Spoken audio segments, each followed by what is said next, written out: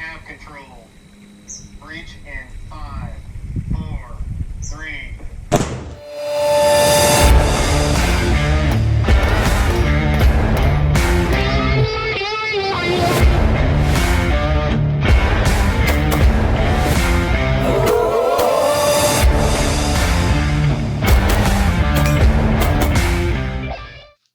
What's up, guys? It's Uncle Freedom coming to you on another glorious and well-deserved day off. How is it going? Long time no see. It's been like 3 or 4 days.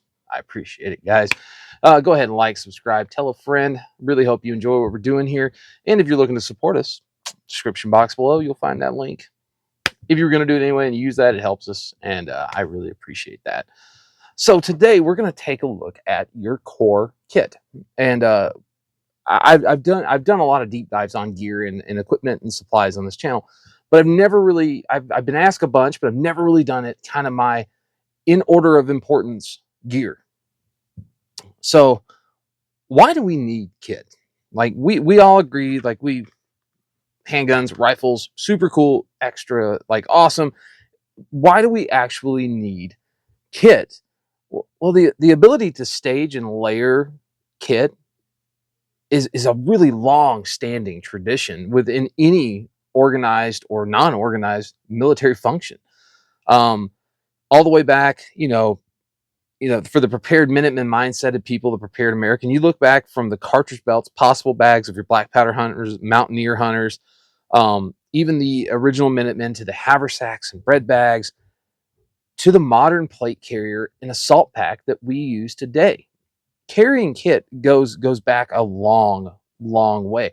And one of the first things you're introduced to in the infantry, like when I joined the Army, we were issued out the LCE. So that's the original, like, old school pistol belt, Alice equipment with the Y suspenders with the really terrible hooks, like right on your lumbar, that tried to kill you every time you ruck marched. And we did that a lot.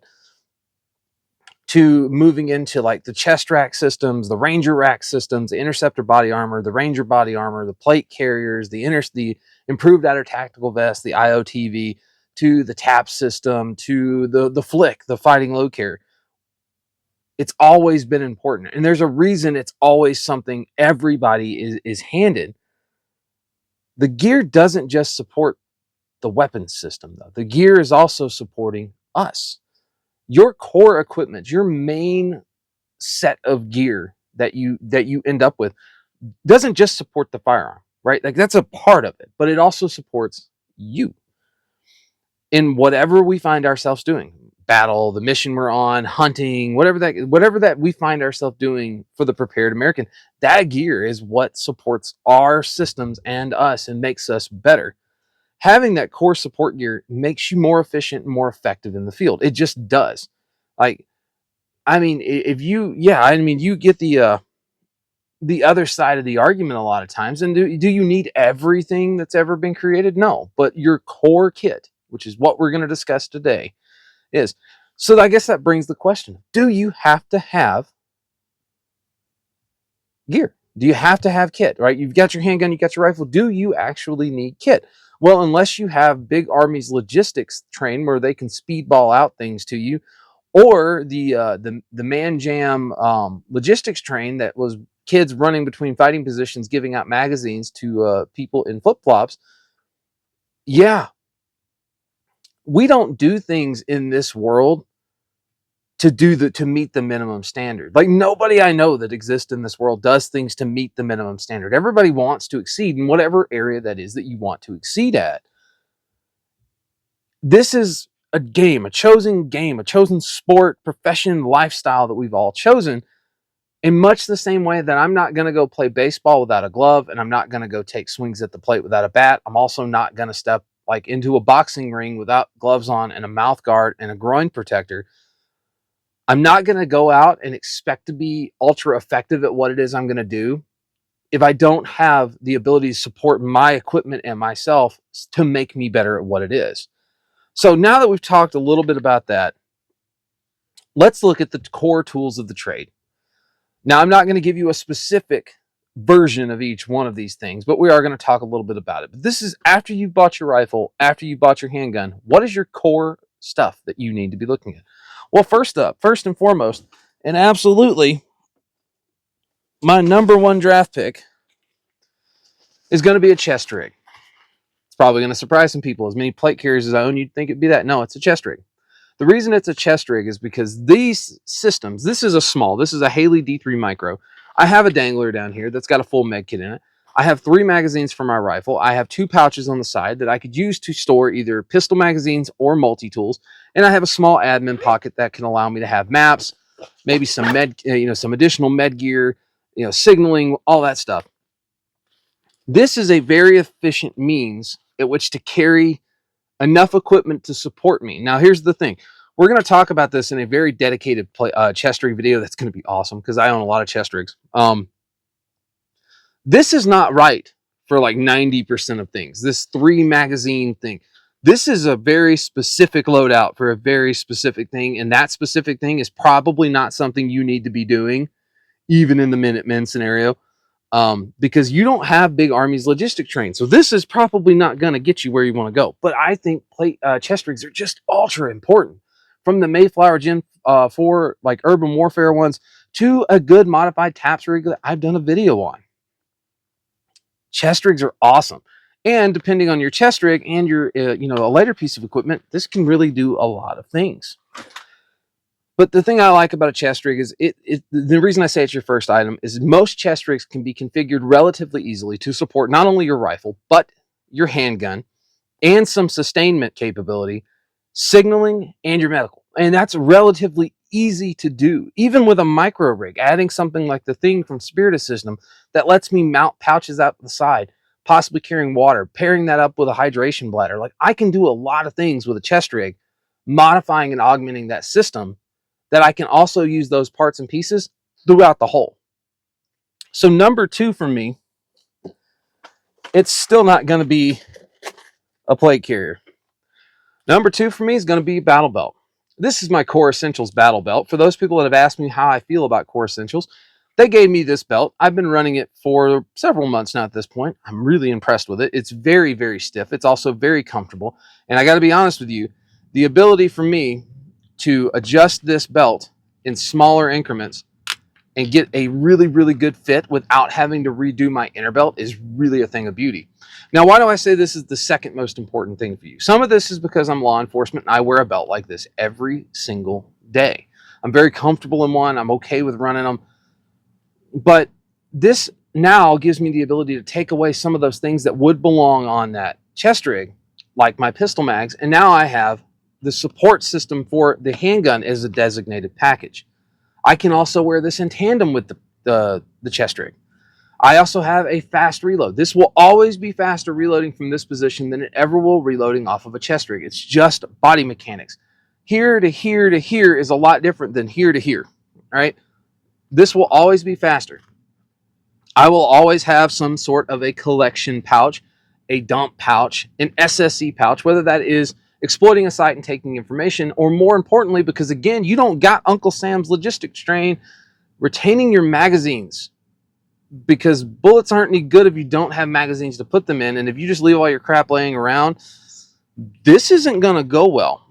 I also like on my belts to always have my primary medical system that treats me. This is my IFAC. This is for me to administer self-aid to myself, or anybody that comes up to me knows that I always have an IFAC at 6 o'clock. But this gives me a dedicated tourniquet, dedicated wound care stuff in here, and also any other tourniquet I have is just in addition to this. This is a standalone unit. I also always have these two, pistol mag pouch on the back. Why is that always here? Because this gives me the ability to mount that multi-tool or that flashlight, or maybe I'm going to do something that requires more than 2 reloads for my pistol, and now I have 2 more.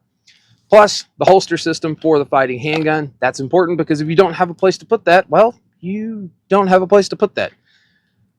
So your chest rig is your first piece, but absolutely for me, bar none, second piece of equipment you need to be building out and building is going to be your belt system. There are very little things that this won't help you do. It also stabilizes your system. It puts the weight, it kind of moves the weight around so it's not just like crammed onto your chest. So after we bought a plate carrier, our chest rig, and now we bought a belt, the next piece of equipment I'm going to tell you is the most important you're going to get is going to be your plate carrier. Now, plate carriers are awesome. And why are they awesome? Well, because they hold armor. And there is nothing on this planet, unless you get behind a big tree or one of those really cool adobe walls that they've got in Afghanistan, that's going to eat a bunch of rounds or keep you from taking a room temp challenge, but plate armor will do it. There are a lot of advancements in plate carriers. Now, you take this one, for example. This is a Faro Concept Slickster. So what I have here is I have a triple mag placard on the front, a admin pouch, a single pistol mag pouch, again, giving me that capability to have a plus up on that or my multi-tool or whatever that is. 3 rifle mags here, but the way this thing's designed, I have 8 cells on the cummerbund, so I could theoretically carry 11 magazines on this system alone. Here's the downfall to plate carriers, though. While they are necessary and a necessary evil for what we do, there is nothing that we're going to do short of never doing cardio ever again in your life that's going to impact your ability to breathe under stress quite like strapping 10 pounds of plate armor to your chest. And that's without talking about the rest of your load. These are incredibly hard to breathe. It makes you less mobile. You are way, way, way, way easier to hit, which is probably a good reason to wear armor. But in a place that shines that chest rigs don't, if I get hit in the chest wearing a chest rig, it's going to go right through me. If I get hit in the chest wearing a plate carrier, it might suck, but I'm not going to die.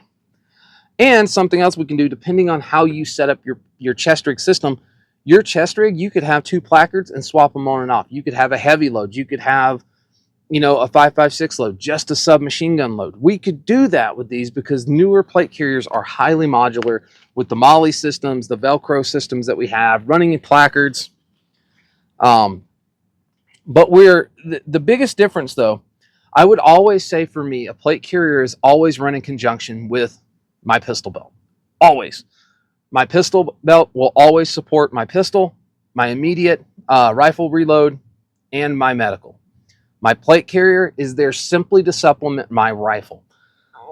In addition to that, I can tailor that thing to the mission, which is ultra important. And having chest rig and a plate carrier allows you to make some decisions about what you need based upon what you're going to go do that day. But I absolutely think on my list of stuff, number 3 is a good quality plate carrier with a set of plates. Minimum level 3, though I'll be honest with you, with the modern technologies and some of the stuff, I really don't see a reason to buy anything that's not level 4 unless you just want ultra lightweight. Number 4. I didn't bring one down here, but it's fine. Number 4 for me, and this is, you could argue that this is more important than 3, is an assault pack. You have got to sustain yourself in this world, no matter what. We do it all the time just now. How many of you carry a computer bag or a backpack with you to and from your normal job that's got little things to help you get through your day and to keep you going? Maybe you've got some medication in case you get a headache. Maybe you've got spare sunglasses in there. Maybe you've got your gloves, your rain jacket, or whatever. You're already using an assault pack. You're just not thinking of it like an assault pack. You're thinking of it like it's my everyday backpack. That's all an assault pack is. An assault pack is your EDC for whatever you're going to do at that time. You've got to sustain yourself. And you look back in time, all the way back in time. People carried the bread bags or the haversack or the possibles bag. That was basically their version of an assault pack. It carried the essentials that they could possibly find themselves needing. That's where your wonder possibles comes from. They were carrying that stuff. You move into World War I with the very small packs that they were running in World War I. It was just enough sustainment gear for what they needed because in their 800-meter travel from trench to trench. World War II, we upped that up. We had a little bit bigger assault packs, all the way to the big giant rucksacks of now the small Alice rucks of Vietnam.